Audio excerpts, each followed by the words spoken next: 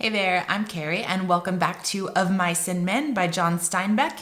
In this video, I'm going to be talking about section 6 and going all the way to the end of the book. So we are finishing the story in this one. I'm going to do a summary first and then some analysis, the type of thing that you would see on a test or in an essay question. There are timestamps in the video notes, so definitely scroll down, click around, and find exactly what it is you need. All right, when we left off in section 5, Lennie and Curly's wife were having a conversation in the barn when they both discovered that they like to touch nice things. You know, they like to touch things like velvet. She invites Lennie to touch her hair because it's very soft, but then she gets a little bit nervous, tries to pull away. Lennie freezes and shakes her to keep her from shouting. He accidentally breaks her neck and she dies instantly. George and Candy discover the body. George realizes that they can't buy the farm anymore. They're not going to be able to accomplish that without Lennie. The other men come in to see the body and Curly organizes them to go after Lennie, intending to lynch him. George privately says, I'm not going to let this happen. I'm not going to let them hurt Lennie. And at the end of the chapter, Carlson discovers that his pistol, the one that he used to kill the sheepdog, is missing from his bunk. So that is where we left off in section 5, and let's get into section 6.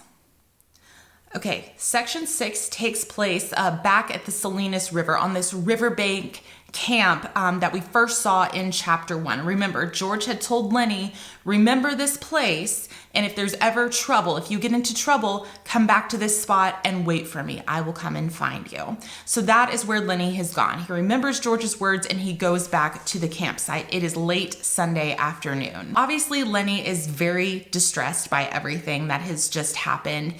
He's worried about, I've done a bad thing, and he's very stressed out about George's reaction. George is going to give me hell. George isn't going to let me tend the rabbits. He's so nervous that he even starts to wonder if he should leave before George gets there because he's so nervous that George is going to be angry at him. At this point, Lennie starts to hallucinate. He starts to see things. The first thing that he hallucinates is his Aunt Clara. This is the woman that raised him, who took him in and brought him up. Now, she's usually spoken of pretty benevolently in the book, but here she is pretty harsh. She is pretty critical, and she actually, when she talks, she speaks in Lennie's voice. Now, when this hallucination of his Aunt Clara speaks, she kind of echoes the speech that he's expecting to hear from George. George would have such an easy life without you, and you just give him nothing but trouble.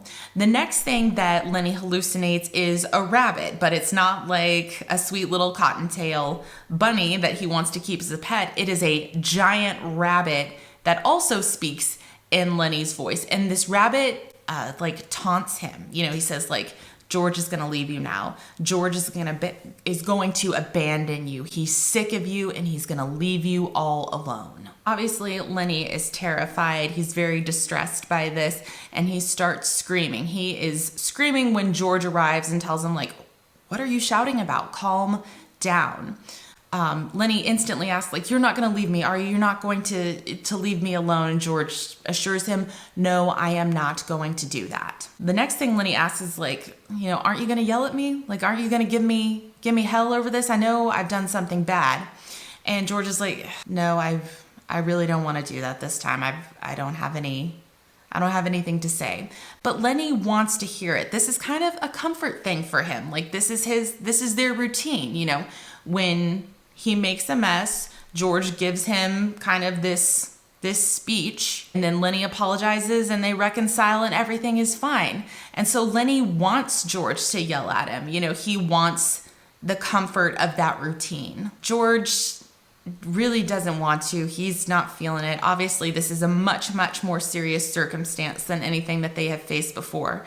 But he tries to recite this a little bit just for the sake of making Lennie feel better.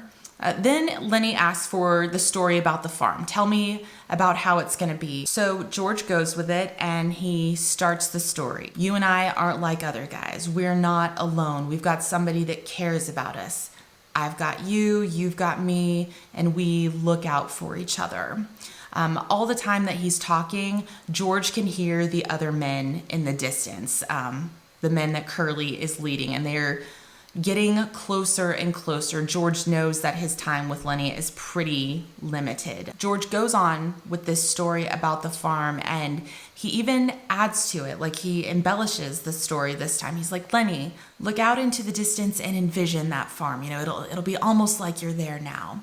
So Lennie does this. He turns away from George and looks out over the river. And as Lennie turns his back, George pulls out Carlson's gun. He goes on with the story, and the story is even better this time than it has been before. He's like, you know, we're going to get that farm, and we're going to have vegetables, and you're going to have a rabbit hutch, and there's not going to be any more trouble. You're not going to have to worry about things anymore. No one's going to be mean to you. And Lennie asks George, like, when are we going to go? I want to go now. We're going to go soon. We're going to get that farm soon. And I'll be able to tend the rabbits? Yes, you will be able to tend the rabbits. And Lennie is so relieved, you know, getting to hear this favorite story. And he's like, you know, George, I just thought you were mad at me. And George says, Lennie, I have never been mad at you. I've never been mad, and I'm not mad now. That's something that I want you to know. Now, go ahead, look over there and keep envisioning that farm. All the while, can hear the other men getting closer. So Lennie's looking off into the distance. George keeps telling him about the farm, and Lennie says, can we please go right now? George says, yes, we can go to that farm right now. And he picks up the gun and shoots Lennie in the back of the head. Now the other men, led by Curly, arrive. They see Lennie's body. They see George with the gun. They say, oh, you got the gun away from him, and you know, you fought and you shot him. Is that what happened? George just lets them go with that. Yeah, that's what happened. But Slim puts two and two together. He sees what has happened, and he immediately says to George, don't worry about it. You didn't have any choice. As the other men continue to examine Lennie's body, Slim kind of pulls George away, and he's like, let's get out of here. Let's go get a drink. He just keeps saying, like, you had to, George. You didn't have a choice. You had to, you had to, you had to. Last line of the book. Curly and Carlson looked after them. Talking about Slim and George.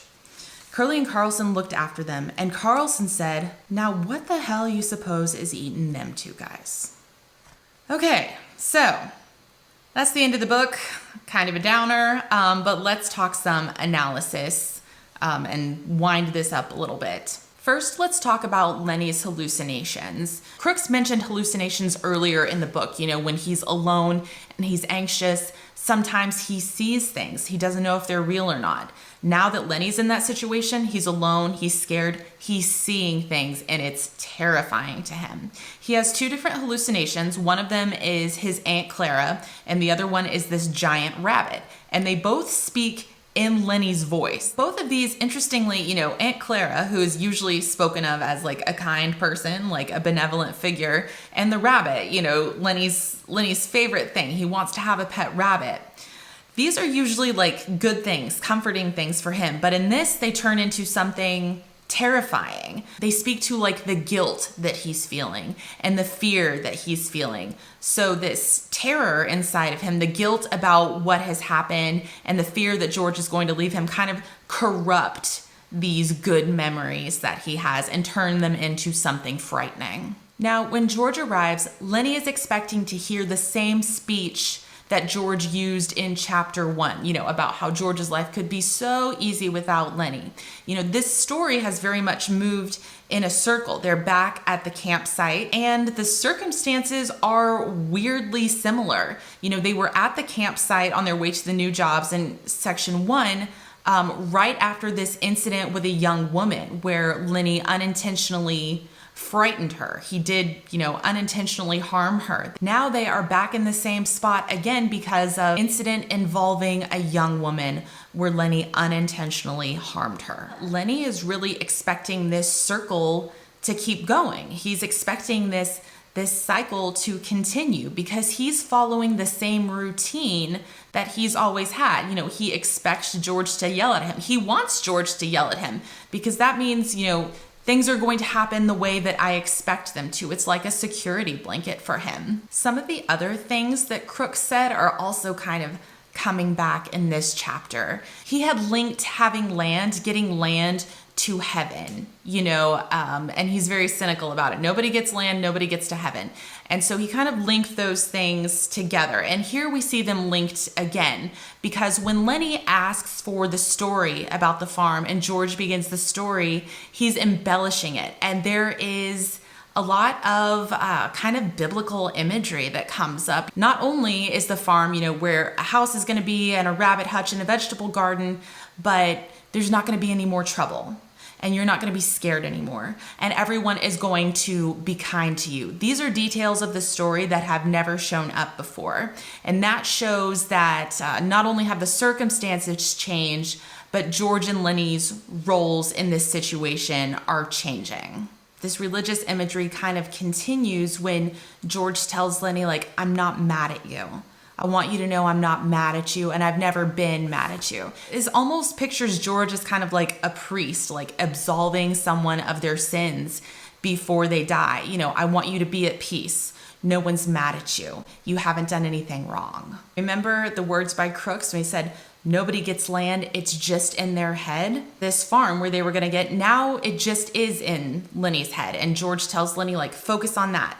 Focus on that thing that we dreamed of. Focus on what we imagined. I want you to envision it. And when Lennie says, let's get that place now, George shoots him and he sends him to that place. Yes, we're going to get that place now. I'm going to send you to the dream place now and send you to the other side. Let's revisit section 3 when Carlson killed Candy's sheepdog. There have been a lot of links that the author drew, a lot of lines between Lennie and the sheepdog. There were some physical characteristics, the pale eyes dragging their feet. So characteristics in life that linked them. There's also some characteristics in death.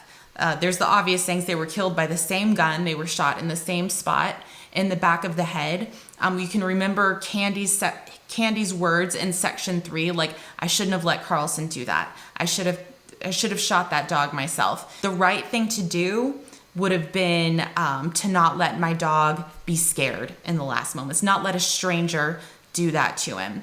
And that is what George decides to do there at the end. I'm not going to let him be mistreated. I'm not going to let him die in fear and in pain. I'm going to send him off happily and peacefully.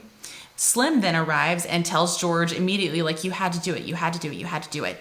Again, this echoes section 3 when Slim tells Candy, if I were in pain and I couldn't move and I was dying, I would want someone to shoot me. I wouldn't want to go that way. It's no way to go.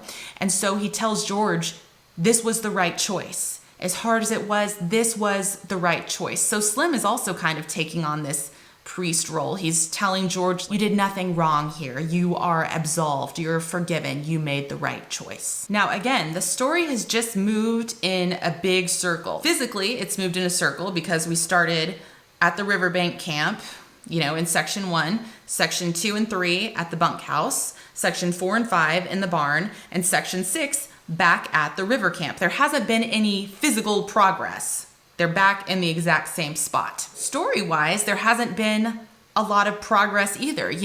They're back in the same place, but they're even worse off. George is left alone at the end, and he feels like he's looking at kind of a downward spiral. If we talk about our major themes of dreams and loneliness, George and Lennie kind of embody those things in this chapter. You can look at Lennie as symbolizing dreams.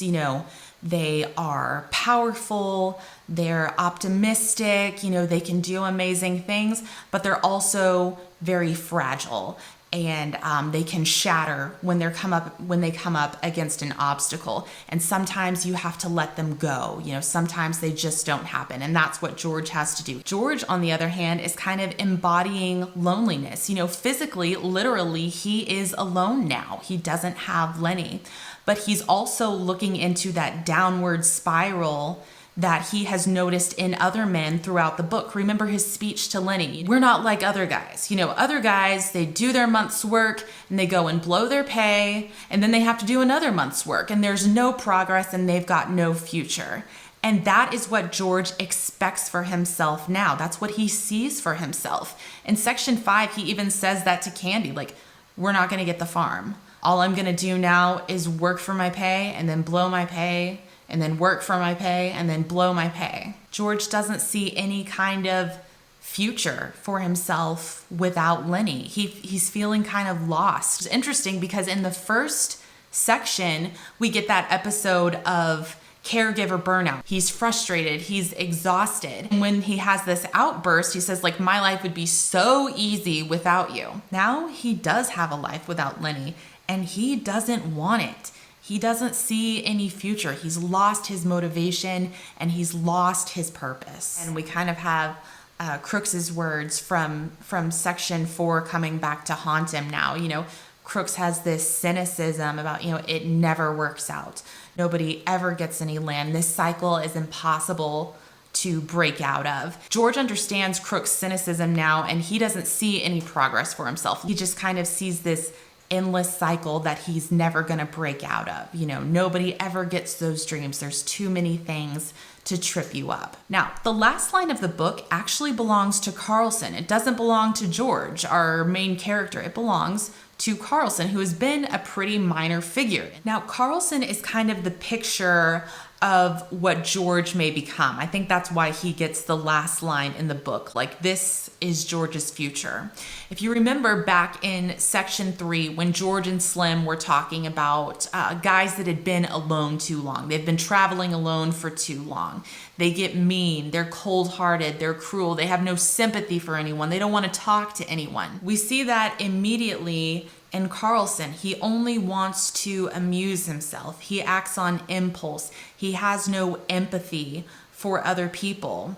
And in the last line of the book, he is completely oblivious to what has happened here. You know, whereas Slim goes and, you know, kind of puts his arm around George. Hey, let's get you out of here. You had to do it. There's a lot of empathy there, and there's a lot of compassion for George. Carlson doesn't have a clue that anything is out of line. He's like, what's wrong with them?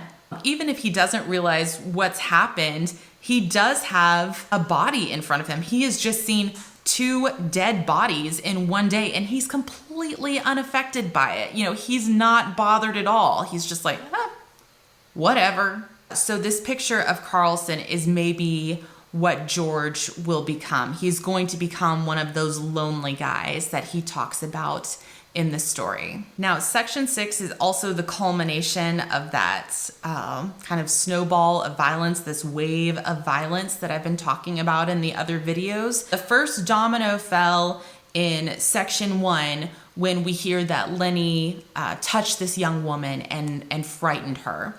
Then we have section 2 when it's a step up and Curly threatens Lennie. You know, that's an intentional threat of harm. Then we have section 3 when Lennie crushes Curly's hand. Again, unintentional, but it is real harm, and it's a step up in violence. Then we have section 4 where Curly's wife threatens to have Crooks lynched. There's no physical violence there, but it's a very serious threat that she has the power to carry out. Then we go into section 5 when Lennie, unintentionally again, he kills Curly's wife. So an accidental death. This culminates in section 6 when we have the premeditated killing of another human. It's as serious as it can get. The domino effect that started with kind of this unintentionally scaring a young woman has ended with the intentional killing of another human.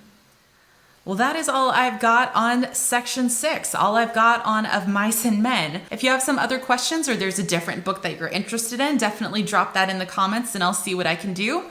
Best of luck on your quizzes and your exams and your essays, whatever it is you're doing. I hope you do amazing, and I will see you in the next chapter.